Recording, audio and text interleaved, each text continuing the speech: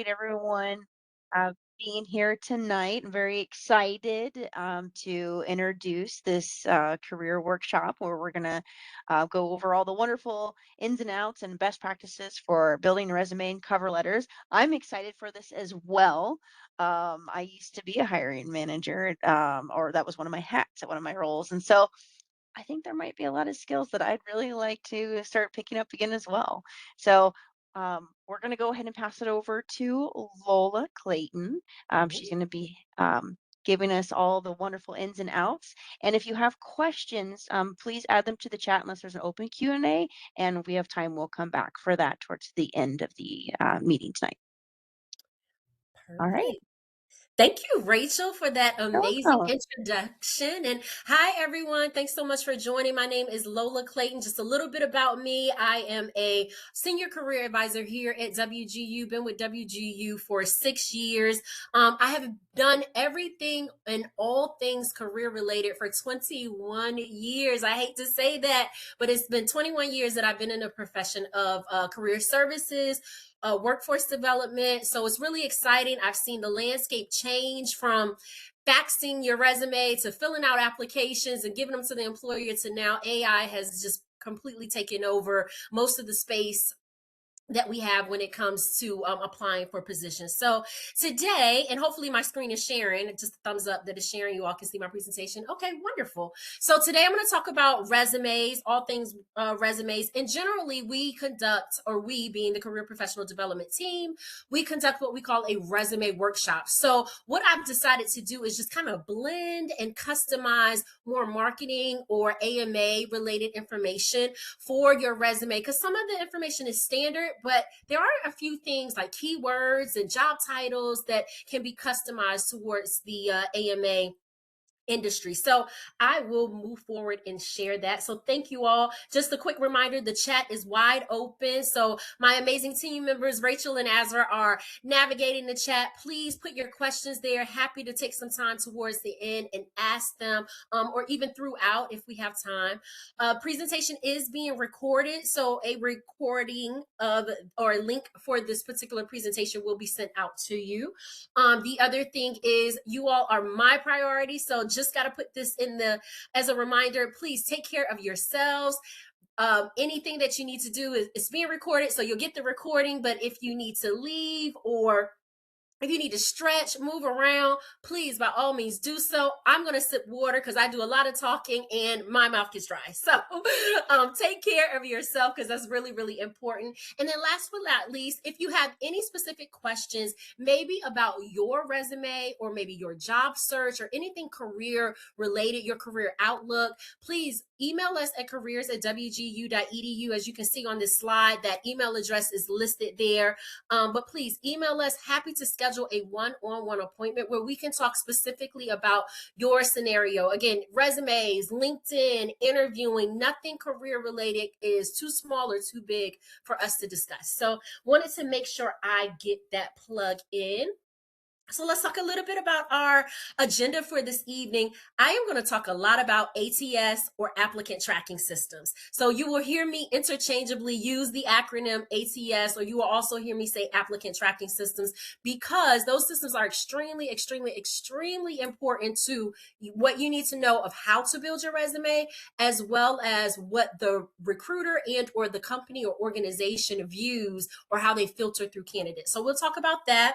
I'll do a little bit of a resume walkthrough. I do have a customized one for marketing, entry-level marketing. And then if you are more experienced in the marketing sector, then we could talk a little bit about that as well. Definitely want to touch on some resume do's and don'ts. And a lot of times the do's and don'ts are fundamentals. You all may know this already. Some of it may be repetitive to you, but we'll touch on it. One of my favorite things to go through is a job description. I like to dissect a job description. Many of us, if you, when I was a job seeker, and if you're anything like me, first thing I'm looking at is the pay. And then the next thing I'm looking at is the job title. Then I'm looking at the expectations. So I don't always recommend in that order, but those are generally the top things as a job seeker I'm looking at. But really, really what's important and what's crucial is the job posting. And that should be priority and the top thing that you look at, because that is what is the foundation of why we apply for jobs, of why we end up getting hired and job offers are extended to us, is what's expected of the position. So we'll go through a job description just a bit. So let's talk a little bit about applicant tracking systems. How many of you are familiar with applicant tracking systems? I know Rachel mentioned she's been a hiring manager before. Anybody else been on maybe the recruiting side or in a role where maybe you were doing onboarding or hiring?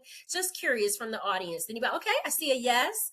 Anyone else been in maybe a decision maker for applicants or candidate? Okay, a little bit. Yep, sometimes there's some indirect roles. Even if you've been in HR, you might have had just a little bit of information only from these webinars. Okay, cool. No worries at all. As an associate manager, good, perfect, excellent. So that's helpful. So what we hear from the Career Professional Development Center, and most of our information and content comes directly from employers that we work with and or recruiters. And so two critical things that recruiters look for, or when you are applying for a position, is the aesthetics of your resume and then keywords. Now, four things to consider about an applicant tracking system is: one, it serves as the first round of review for applicants. So if so many people are applying for a position, the ATS helps an employer filter through who may be the most qualified candidate versus who may not. And they use the keywords, as you see in our third bullet point here. They use keywords to see who's the most qualified. So whoever has the most keywords from the job posting has a higher probability of advancing through the process. The aesthetics of your resume as well are extremely important, because aesthetics is what an applicant tracking system uses to decide whether or not to move you forward. So what I mean by that is, if your resume has too many characters, and characters that an applicant tracking system cannot identify. So sometimes it's a graphic, as you see on our picture here. Sometimes it could be the columns, the formatting, too many bullets, or maybe you're using too many style bullets. Maybe one section you're using numbers, the other section you're using bullets, the other section you're using arrows. That becomes a little bit overcomplicated and complex for the applicant tracking system. And so I always like to remind everyone, an applicant tracking system is still built and designed by a human. So for that particular organization and company, they have informed the ATS of what they're looking for on resumes. But one thing that is always consistent, no matter what the applicant tracking system is the keywords that are pulled from the job posting. That's always going to be crucial. And all applicant tracking systems are designed to make sure that they alert and that they look for the higher probability of those keywords. And so in our last bullet point here, any resumes or application materials that have low or not as many keywords may receive a low match rate and not move forward in the application process. So again, if you've been a job seeker like me and you've applied for a position and then you got that auto email, the one that I hate so much, thank you so much for applying, but we've decided to move forward with other candidates. It's that applicant tracking system defaulting to send it to us. And sometimes it's because of the applicant the keywords, we don't have enough to show that we meet qualifications. Sometimes it's out of our control. Even if we've done all that we can to customize our resume, they may have decided to hire someone internally, or maybe the position closed, or it was just can't fill it at this time. So just things to think about, just so that you don't get discouraged and don't feel like, well, I just didn't do well on my resume, or I spent all this time on my resume and customizing it. Sometimes it's not you. Sometimes it's something internal within the organization as to why they can't move forward in that role. But keep trying. All right, so talking a little bit about applicant tracking systems. Again, just a quick reminder, they are notoriously bad at reading templates and formatting embellishments. And so some of those formatting embellishments, again, include different fonts, different text, style text that's within your resume. Again, those characters, using too many bullet points, if it's too many columns, maybe you have different colors on your resume. So these things, not only can it be difficult and complex for the ATS, it also can be distracting for the recruiter, because it's busy, it's a lot going on. So the recruiter may not be able to focus in on your qualifications, which is what their responsibility is, so that they can move you forward to the next process, whether that's an interview with the recruiter or with a hiring manager. So how do we solve for these ATS formatting? Well, you want to use a clean Word document. This helps to, one, ensure readability for the applicant tracking system and whatever instructions has been provided by the organization. And it also helps for the recruiter to be able to easily see what your qualifications are for a specific role. So utilizing those keywords and making sure you have minimal to very limited formatting styles within your resume is extremely important. Now, another thing I always like to mention is the 7.4 second scan. And I got to be honest, I've seen a different version of measurements. I've seen 7.4, I've seen 15 seconds, I've seen 30 seconds. But the theme here is recruiters generally look for these four things. Of course, your name. Sometimes they're looking if you have been referred by an internal employee before, or maybe you've networked with a recruiter. If you've used Handshake, for anybody that's using Handshake, maybe you've networked with a recruiter by attending an event. Maybe you're a member of a professional association like AMA. So they're definitely looking out for your name. Number two, they're looking at your previous experience. Have you worked for maybe a sister or a subsidiary company? Or have you worked for a company and what your role is in that particular company and organization?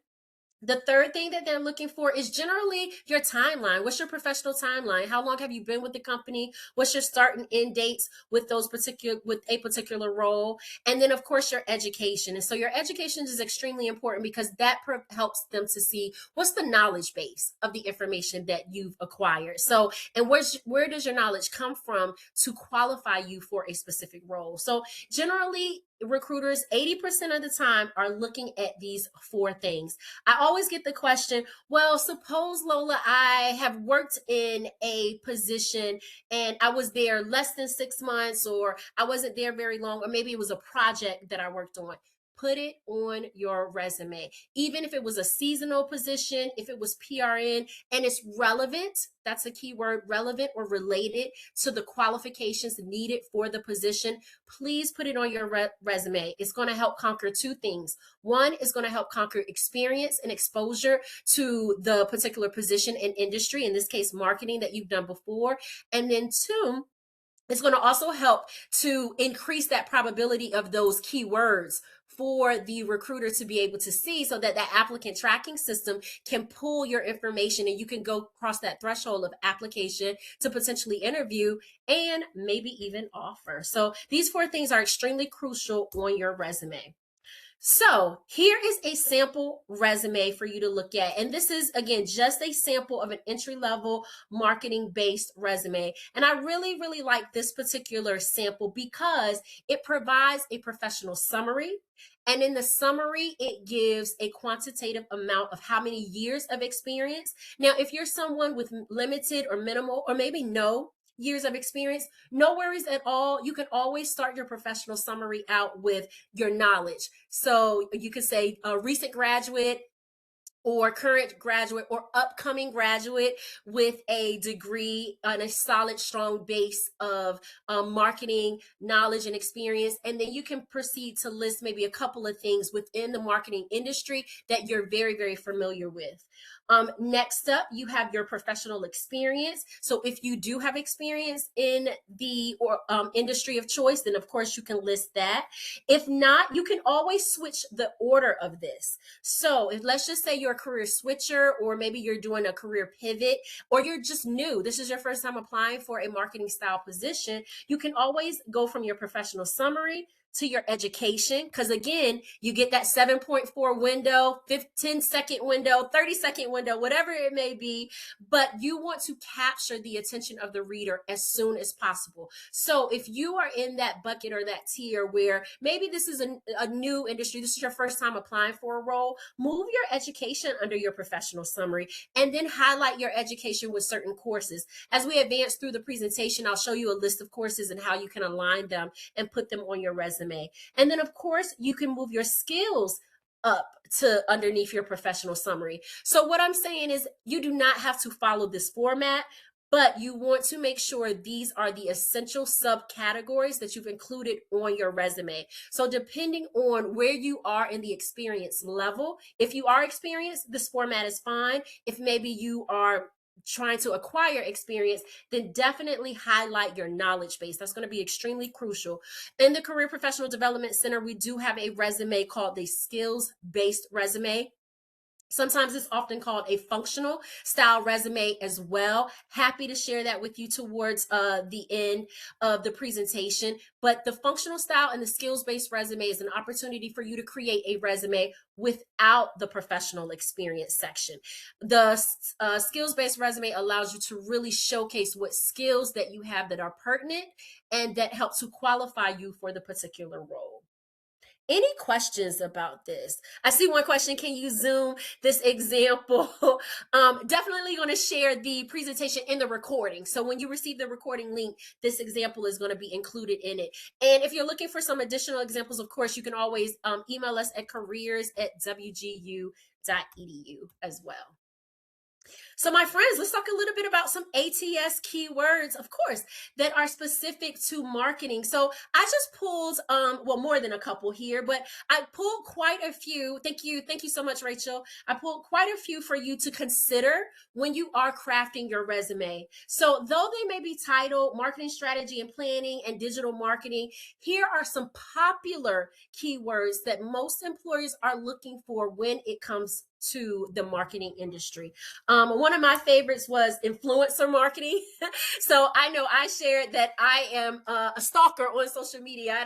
I have no influencing content myself, but this is something that this is a skill that employers are looking for.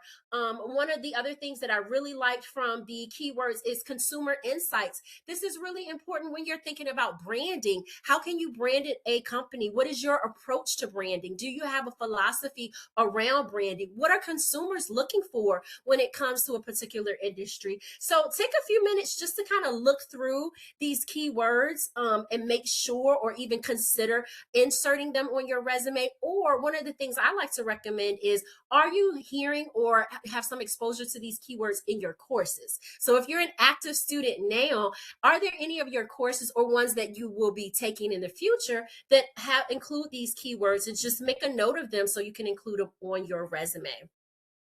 Perfect. Thank you, Ezra, for putting that resume in the chat. All right. So ATS keywords and marketing. So this is just some questions that I encourage you to ask yourself. And these are also some very popular questions around when you're building your resume. So, and these are also questions that you may encounter in an interview. So I always like to say, work backwards, right? If you were in an interview, what are some things that you want to see on an applicant's resume? One of my favorite questions, especially this first one, how do you stay current with marketing trends? Have you included a response to that on your resume? If you have, how does your response align with that of the job posting? What are the marketing trends of that particular organization or that company?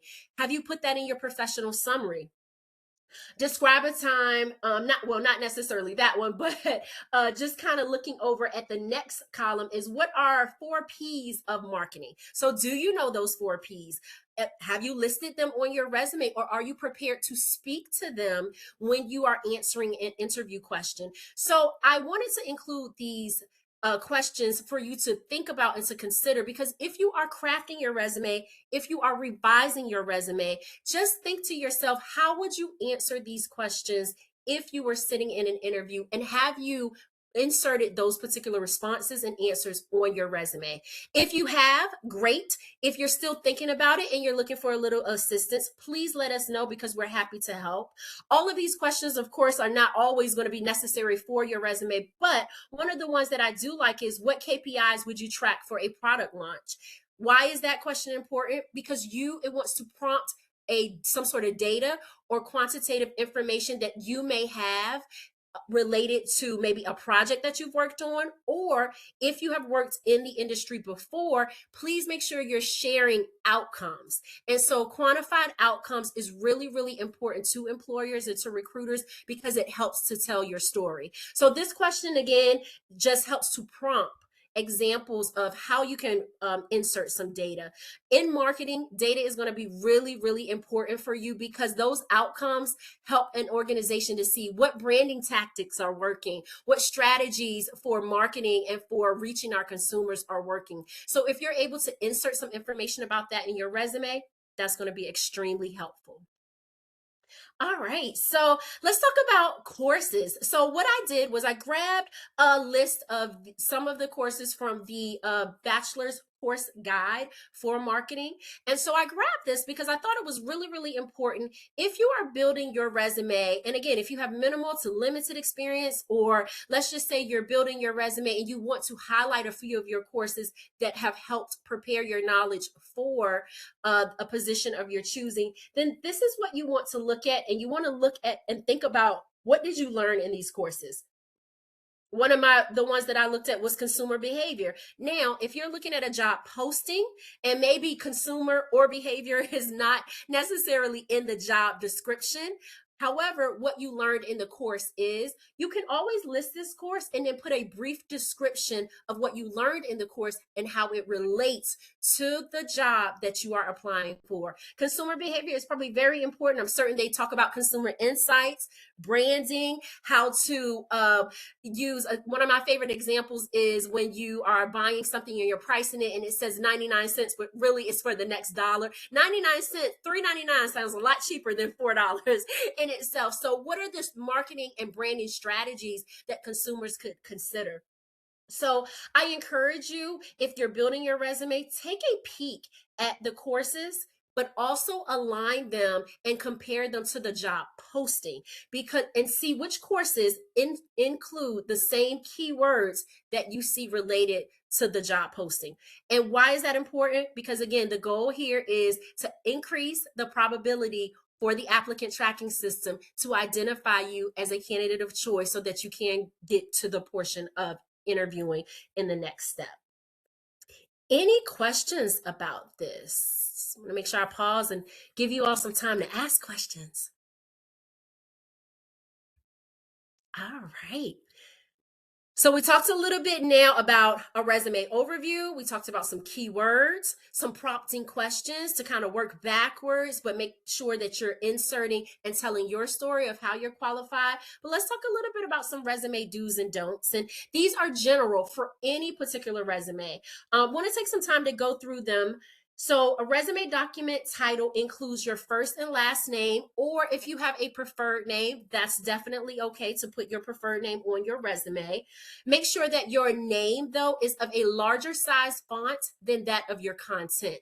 You want your name to stand out. You don't want it to blend with the rest of your content, because remember, on our original slide, there are 4 things that the recruiters are looking for 80% of the time, and your first and last name is one of them. So make sure that your name stands out at a larger font. You want to choose a font that's very classic. Again, we are working with the applicant tracking system, not against it. So some classic fonts, maybe Arial or Times New Roman is another one that you can consider. Calibri, or there's a sans serif font as well that you can consider. All of these are generally applicant tracking system friendly. So you want to make sure that you use a correct font. You want to limit your resume to 1 page. So limit it to 1 page or 2 pages if you have relevant experience in the industry of choice. So I'll use myself for an example. I shared with you all, I've been in the career industry for 21 years. I am certain you all do not care about the time I was the best pizza cutter at Pizza Hut. It was one of my favorite jobs, but I could slice pizza like no one's business, and I can turn 8 slices into 12 slices really quickly. How does that help for career, or how would that help me with any career resume related knowledge? Absolutely nothing. So make sure when you're crafting and you're building your resume, you're including information that's relevant. Now, what I always like to pause and say is that if you have worked in a position before, and I'm going to use our chat, I think someone put an associate manager.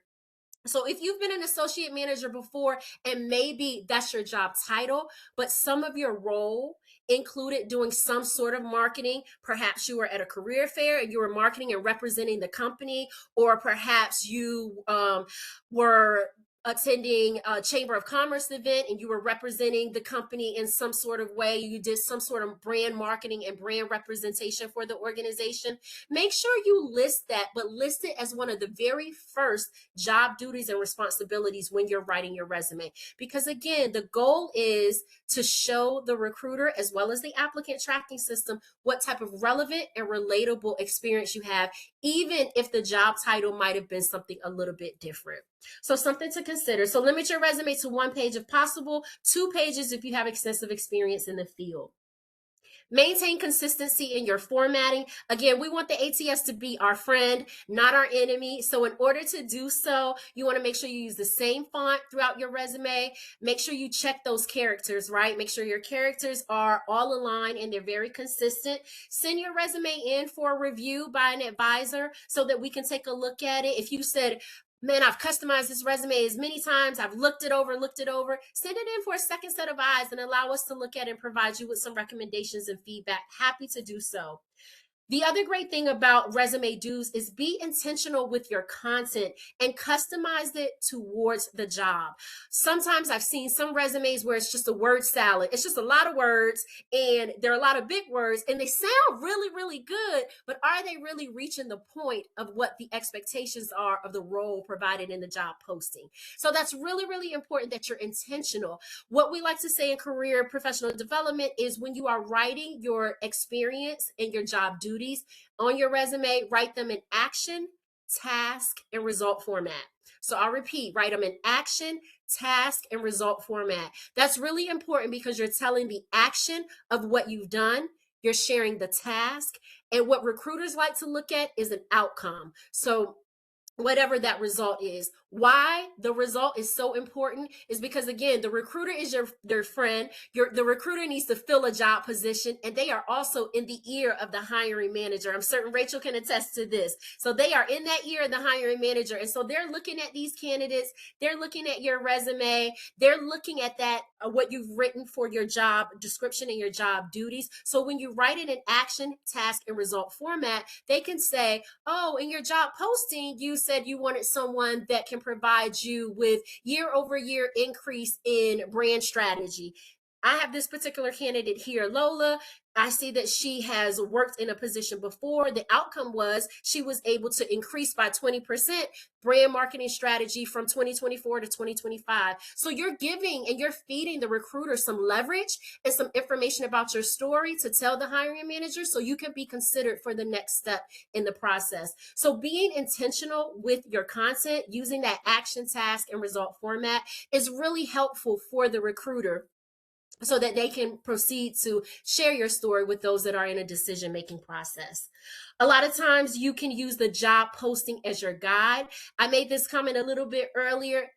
When you find a job posting, screenshot it, snip it, take a picture of it, print it out, whatever you got to do to hold on to it. That job posting should carry you until your time of the interview. When you're preparing for the interview, your talk track should be based off of the job posting and what the expectations of the role is. If you get the job and they get you a job offer, you'll go through your performance management and your one-on-one with your leader. You can go back to the job posting and say, oh, these are some of the expectations of the role. I see how they connect and I'm capable and I'm qualified to get this done. So hold on to that job posting, and job postings expire, right? So sometimes you apply for a position and it may take the recruiter or the company maybe a month to get back with you. You don't want to be that person to say, man, what job was that called me again? What's the position? So hold on to that job posting. So if they do contact you maybe a month later or even sometimes 2 months later, then at least you'll have the posting to reference so that you'll know what the expectations are. And again, it can help you in the preparation process. So those are some of our resume do's. Let's talk a little bit about the don'ts.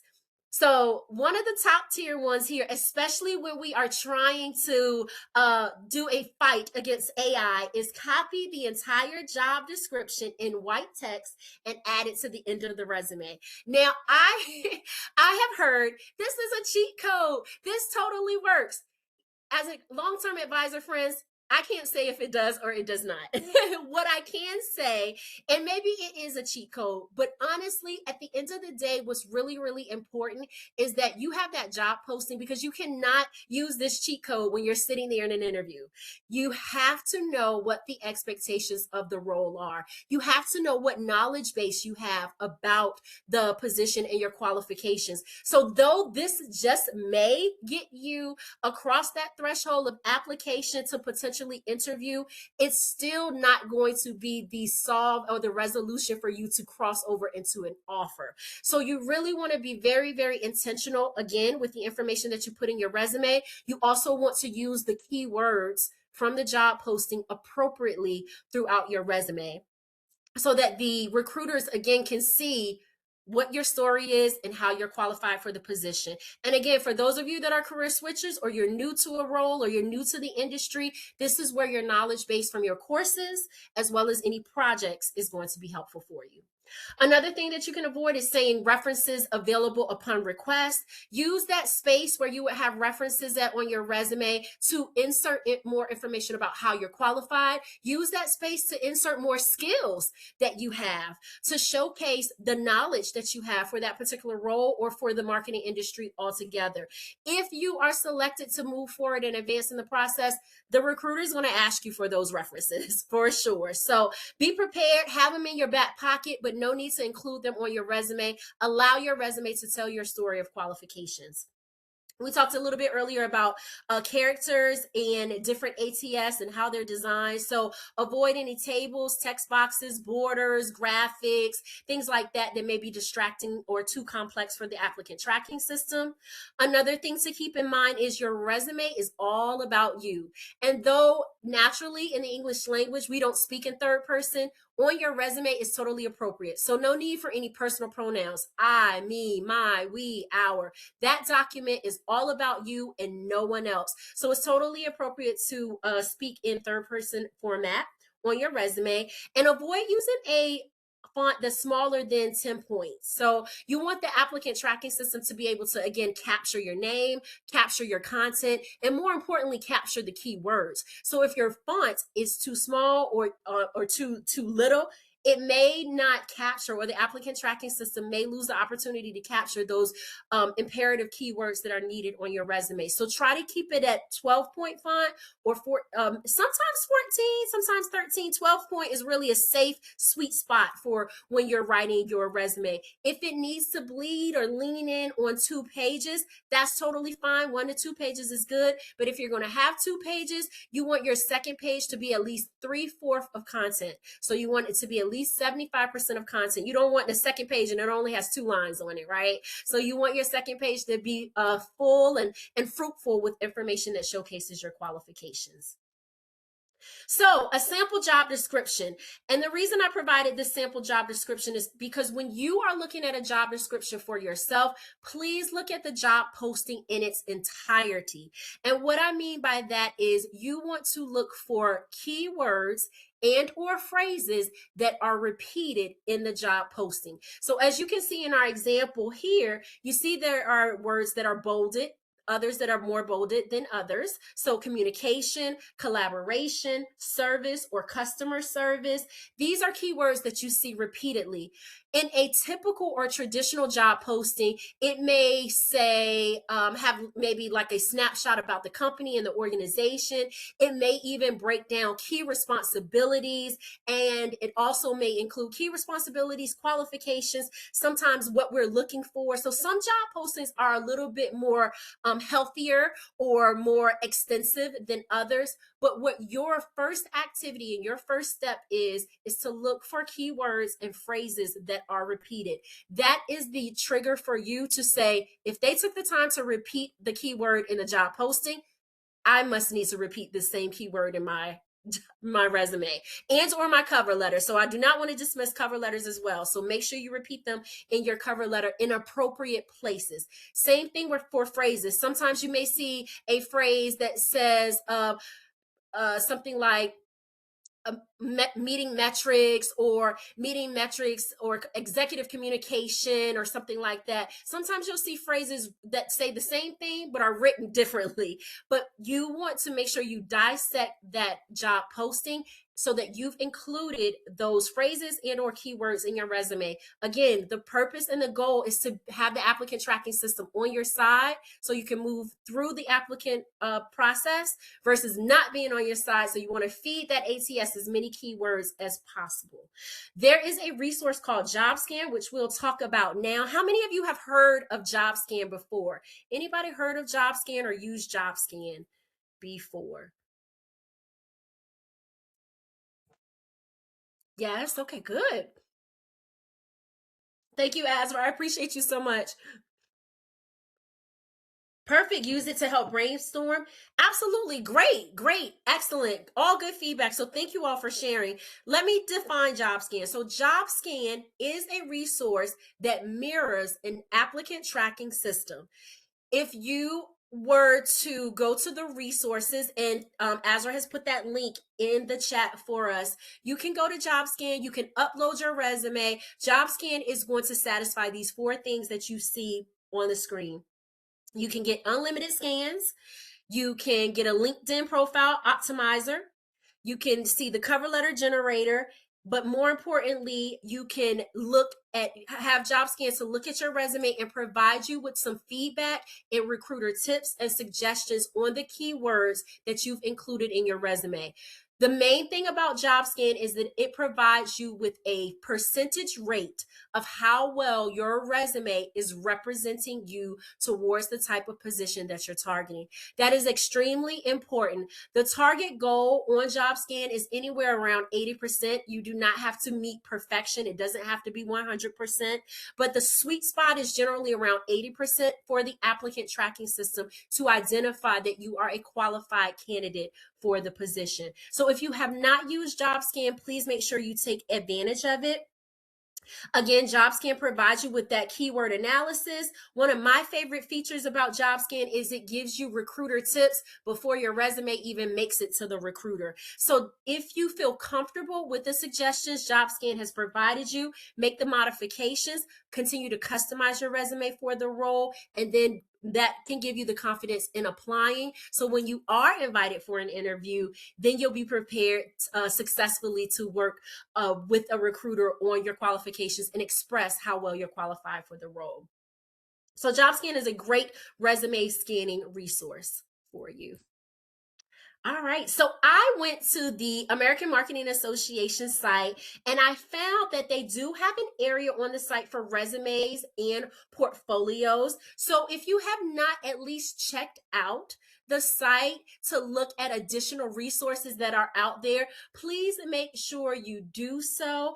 I know being a member of a professional association sometimes come with membership dues. So if you're able to be a member, great. If not, at least take advantage of the resources. And one of my favorite things to do is to sign up for a newsletter. Sometimes subscribing for a newsletter can provide you with insights about the the organization, what type of software is up and coming for the organization in the future, what is AI doing in the marketing space. So even if you sign up for a newsletter, at least it'll keep you aware and in the know of what the industry is doing. This is extremely crucial if you are new to the industry, because this could be an accessory or an addition to your knowledge base of going through your academic journey. So though you're in classes and you're learning different things in your classes, being a member or even signing up for a newsletter on a monthly and or weekly basis, however they submit it, helps to keep you abreast and aware of what is going on actually in the industry. So when you do go to apply for positions,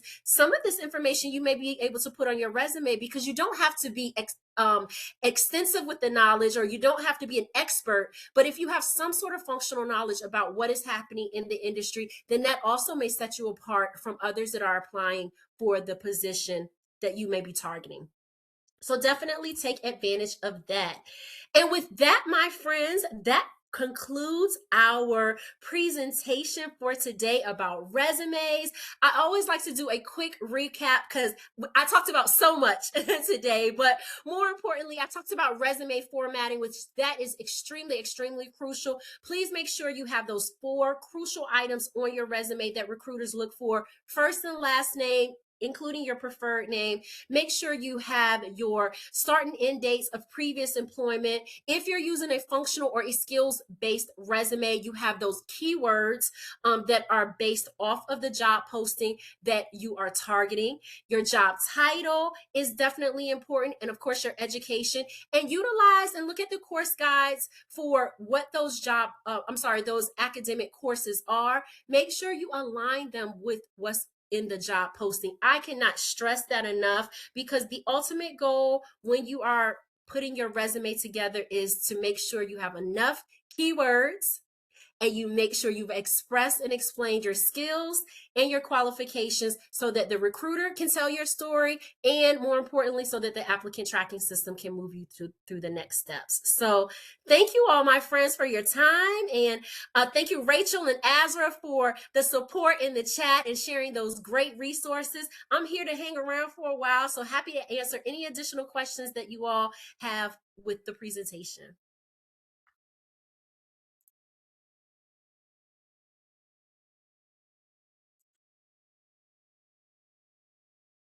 Oh, Rachel, you're on mute. I don't think we can hear you. Thank you. I appreciate that. I was just talking about if you're on mute. That's hysterical. If you have questions and you don't feel comfortable coming off of mute, please feel free to list your questions in the chat and I'd be happy to read them for you. A lot of wonderful feedback, though. Everyone's so appreciative. I'm sure this has been extraordinarily helpful for everybody who's been in here. I took down really good notes, so this is such a joy. And I love your energy, Lola. This is Thank perfect. you. Thank you. I get really excited about about resumes and about careers. So if it's just bursting out of my pores, honestly. It's so much work to be done in the career space. This is just really, really exciting. Definitely. Oh, thank you. Thank you all so much for the comments.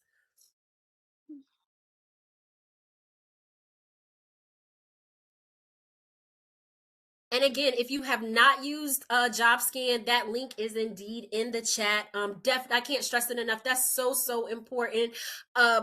I definitely encourage it again, because many times when you go to apply for a position and you get that email that I was referencing, that default email, this can kind of help eliminate getting that email, or at least be considered for a role if you have the right amount of keywords. So JobScan is really a good rating system and a scoring system to give you that feedback as a preliminary before you even apply.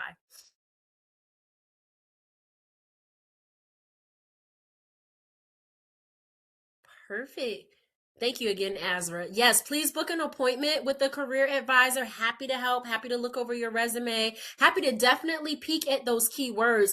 I will give you all a nugget of recommendation is when you send your resume into an advisor for a review, if you send a job posting with it, that gives the advisor an opportunity to see what's in the job description so that we can kind of help recommend suggested keywords to make sure you include them on your resume. So definitely do that, send your information, and we're happy to help. Excuse me, ladies. We do have a question in the chat about Volunteer Month. Oh, perfect. Thank you.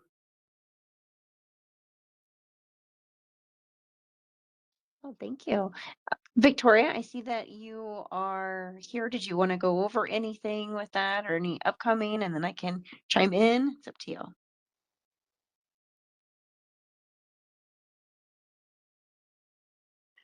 Hi. Okay, can you guys hear me? Oh my gosh. Yeah, I can. Okay. Hey. So yes, I totally did want to firstly just thank you so much, Lola, for coming and sharing that information. It was so helpful and so needed for definitely Volunteer Month. I wanted to mention that we are going to be launching Volunteer Month in March, and it is basically going to be a partnership with Catch a Fire. And the partnership is simply us going ahead and getting our real world skills to use. And so this resume workshop was to help us get our resume kind of aligned, or start to at least start thinking about what skills we have to put on our resume. And if you don't have any skills, then Volunteer Month is that month where you can kind of obtain those skills, and you can find more information in the AMA WGU chapter. And so I don't know if everybody here is a member, but if you're not, just reach out to me, let me know, or let Rachel know. And we're super excited about it. Yay. Thank you, Victoria. And I'll send out an email. I know someone mentioned with notes, so I will put some bullet points from this event, and I'll go ahead and highlight upcoming event for kicking off Volunteer Month, because we're actually doing a fun little competition with an organization that is a nonprofit, where you'll get to work on some marketing skills for them. And that will be one of our kickoffs. So all of that will be listed as well in the notes with the follow up from this event here. So thank you for asking. And I think we had one question in the chat, and I think this is a good one. If you use JobScan and utilize the recommendations, what are the odds this can trigger your resume as like a bot resume? And Lola, I would also add to that, like if you're using other AI tools to create those resumes, like, right, what are the chances that you sound like a total bot? And what are your recommendations? Absolutely. And that's a really, really good question. So here is my recommendation. If you are using Chat GPT, which I use it, I will definitely admit to using it to get me started of a thought of what I want to say, but it is not total reliance on Chat GPT. So I say that to say the chances of your resume sounding like a bot are very highly unlikely if you utilize Chat GPT, but you also add your own voice and flavor to it. And the other thing with that is everybody uses Chat GPT. So if you copy and paste it into your resume, the recruiter is going to know. The applicant tracking system may not, but the recruiter will see and be able to recognize, especially if they see similar or the very same line or theme of thought. So that in itself can make you appear as a bot. So I definitely and highly encourage using your own voice. It's okay to use ChatGPT or any other type of AI service to kind of get you started and to get some ideas and to generate your juices, but also do not neglect the fact of using your course guides, so your career, your academic listing. Also look at other job postings as well to see to help trigger some of the qualifications that maybe you have that you hadn't even thought about. So that'll also help prevent you from sounding a bot or AI-ish, because it'll give some flavor, some human-like flavor to your resume and to your application materials. And I just have to note that every company uses a different version of an applicant tracking system. Just like we all may have different versions of our iPhones or our cell phones, each company is going to use a different version. So some versions of an applicant tracking system may be more sophisticated than others. So I say that to say definitely utilize the keywords that are suggested and those from the job posting. Use them appropriately, but again, make sure you have included that action task results in your own voice, in your own flavor, and also that quantitative data is going to be helpful, because ChatGPT is probably not going to give you quantitative data or specific quantitative data about how you performed in a position, or how you can produce in a certain role. So there are things that you can modify so that it doesn't sound bot-ish. I just made that word up, for you to utilize on your resume. So hopefully that was helpful. Thank you for asking that great question. That was a really, really good one. Agreed. All of that. And they will make stuff up. So please make sure you review.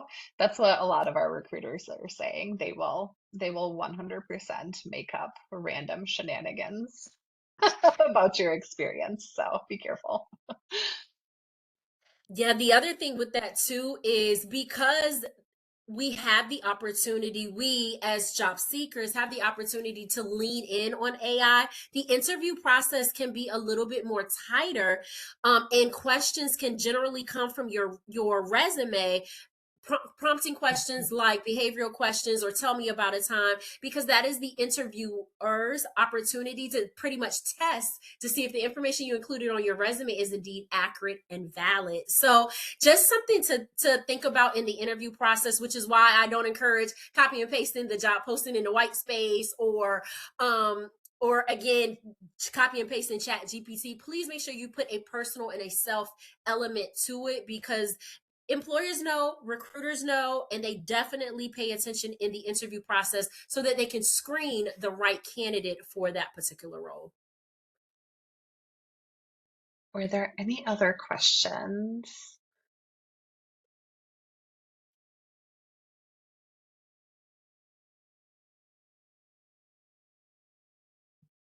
All right. Well, I don't see anything else. I'm going to go ahead and stop the recording here.